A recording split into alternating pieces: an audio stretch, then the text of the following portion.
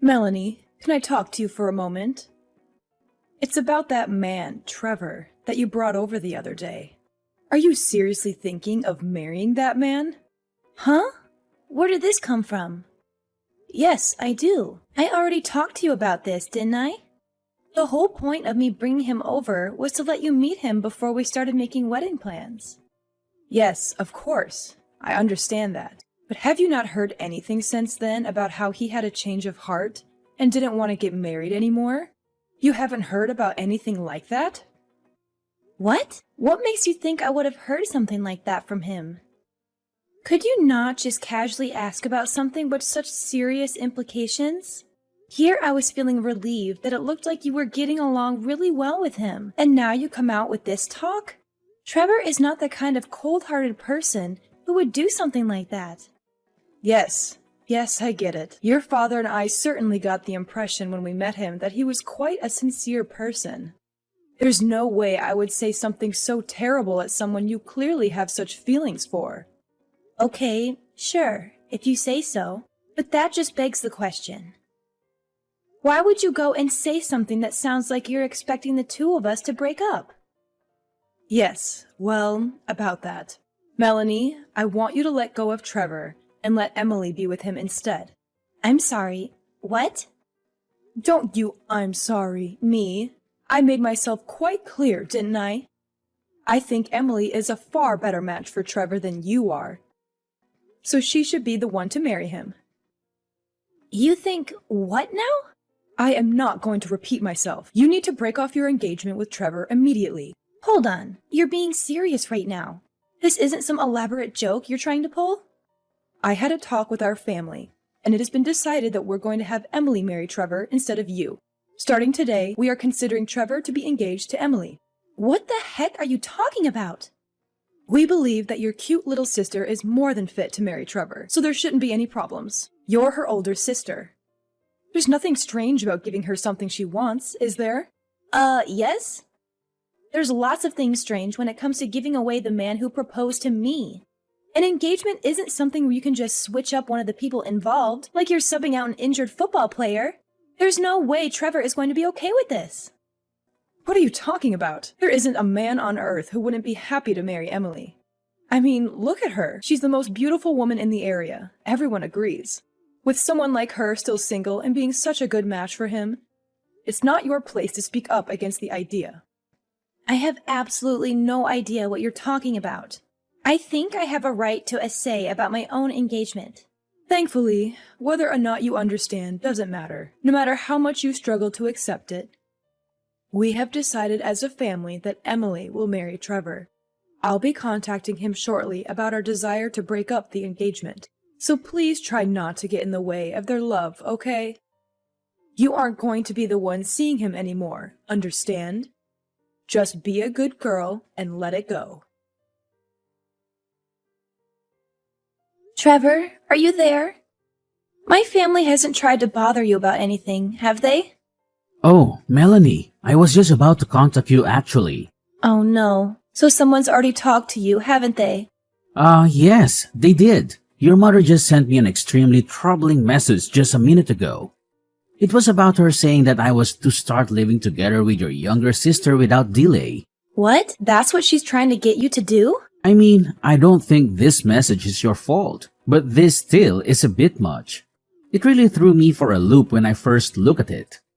I think I see what happened. When you came to meet my parents the other day, they forced you to give them your number, didn't they? I'm sorry. I should have done something to try to stop them. Don't apologize. Huh? I just told you that I didn't think it was your fault, didn't I? You've done nothing wrong. I only gave your mother my number because I thought it would be essential to keeping track of what her intentions were with me. Well, that...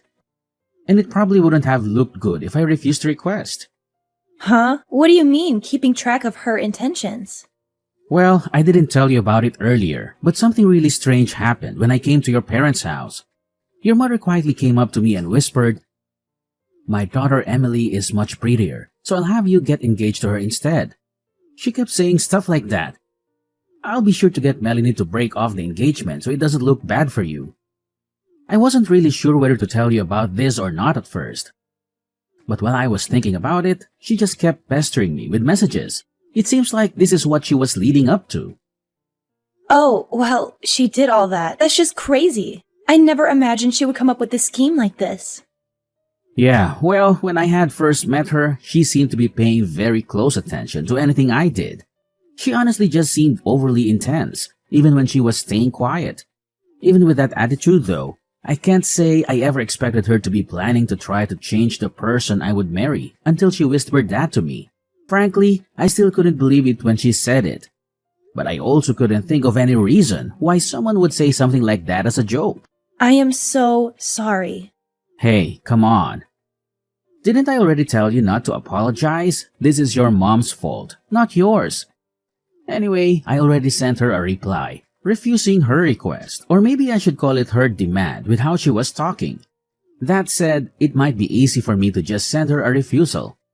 But getting her to actually accept it is another thing entirely. Yeah, you're definitely right on that one. She's not going to take this lying down. She's the kind of mother who wants to grant every little wish of her favorite daughter.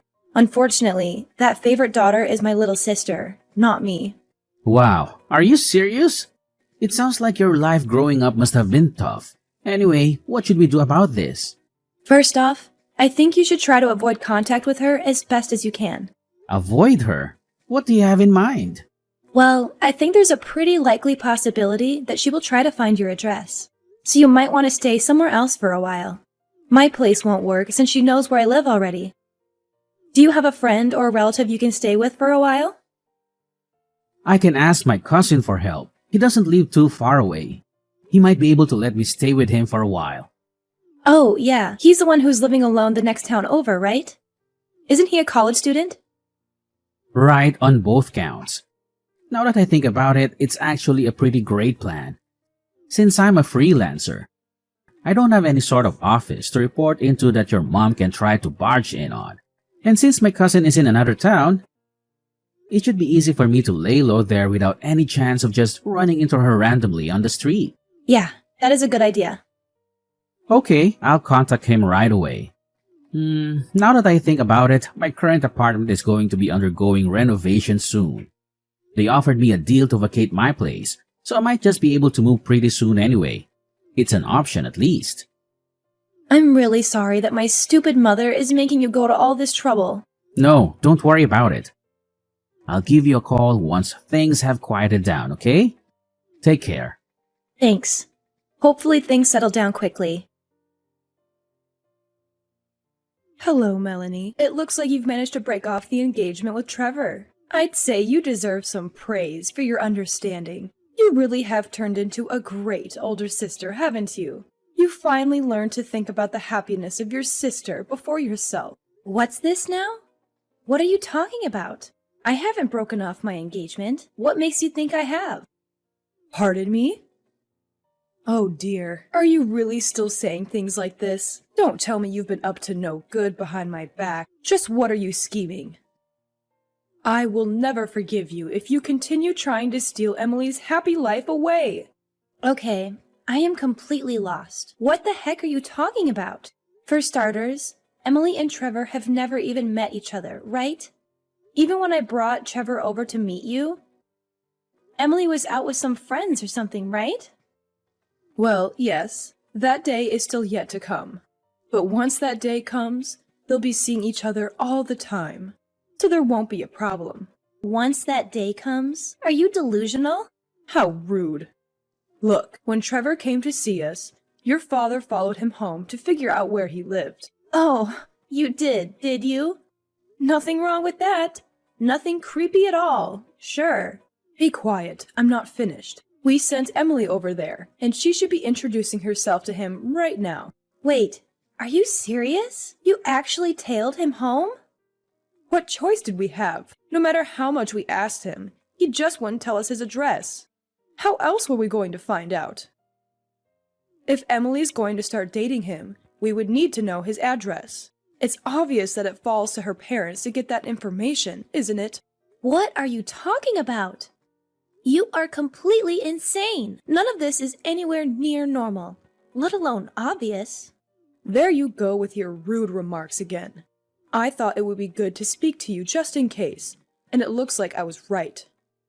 Before you go trying to say anything, you should know that Trevor and Emily have already started dating. We even started having the two of them live together just 3 days ago. Having them live together? They have been hitting it off quite well. It looks like they've already started forging a deep bond. So you should just step aside and let it happen already. Ah, I see. Is that so? Well, yes, of course. You may not want to admit it to me, but I know you know how much better Emily is for him. Sure. Whatever. Okay, fine. So you won't need that monthly $2,000, right? Got it. Excuse me? What $2,000 are you talking about? I'm not aware of anyone making monthly payments. Oh, don't tell me you've actually forgotten. Don't you remember? 7 years ago, Dad's old company went bankrupt. Sure, he got a new job pretty quickly. But if you remember, his salary was a pittance compared to his old job. That's why you asked me to send you $2,000 every month to make up for some of the income he lost. Did you really forget? Wait, what? You're telling me that you've still been doing that? That's been continuing these whole 7 years? Well, neither of you ever really talked to me about stopping. So I just kind of kept going along with it. I mean, sure, I felt like giving you $2,000 a month was going a bit overboard. But I knew that at the time Emily was hard at work at a private high school, and learning from extra tutors too. I figured those extra expenses added up quite a bit, so I didn't really complain. I thought you'd tell me when you didn't need the money anymore. My job pays me well enough that even with that amount going out every month, I was far from destitute anyway. So I just quietly accepted it. Despite what you may think, I do actually care about Emily after all. Though, frankly, the number one reason I kept sending you the money was that I knew she would leave the house eventually. Once she was supporting herself, especially once she got married, I knew she could handle herself just fine. I just wanted to support her until then. Since she's leaving now, I figure that Dad's current income is enough to support just the two of you, isn't it? With Emily gone, there's not really any reason for me to keep sending you money anymore, is there? Wait, hold on a moment. If that's how it's going to be, then just wait. I'll bring Emily back here right away. Oh, what's that now? Look, it's fine if you don't want to break off the engagement with Trevor. I won't stop you, okay? So please don't stop sending us the money. Please, just keep sending it like you have up until now. Excuse me? I'm telling you, I'll contact Emily right away. So please, keep sending us the money. Hey Trevor, the avoidance plan was a great success. Not only that, your idea of moving just made it that much better. Oh, it was? What, did you hear something from your mom? Yeah, you could say that. When you left my house after meeting my parents, it turns out my dad tailed you. That's how they managed to learn where you live. What? He was tailing me the whole way home. Sometime afterward, it sounds like they sent Emily to your apartment. Are you serious? That's not just creepy. That's downright terrifying. That's not all. Mom told me that Emily had started living with you a few days ago. Wait, she said what? No. I haven't so much as seen her. She's not living with me. Relax. I know. I was certain that wasn't actually the case. Though, now that I think about it, if Mom were to have actually sent Emily to your apartment, where is she now? Wait. Hold on. Is something wrong? I just got something from Emily. Apparently, she just called me. That's surprising. I don't remember the last time she actually called me. When I call her, she just doesn't respond. She might be calling because of this whole incident. Why didn't you call her back? Good idea. I'll give her a call. I'll talk to you later.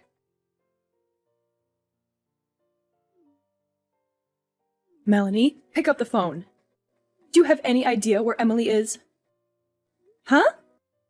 Not just her. I went to Trevor's apartment, and he wasn't there either. I was so sure that they had already started living together. But when I got there, I didn't find anyone.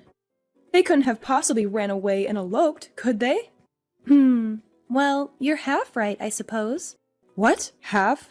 Well, I can say that her partner isn't Trevor, at least. What are you saying? What do you mean it isn't Trevor? I heard it all from Emily directly. Mom, you knew that Emily already had a boyfriend, didn't you? Well, Her boyfriend works in civil engineering, so he didn't exactly have a high salary, right? According to Emily, you seem to hate that about him.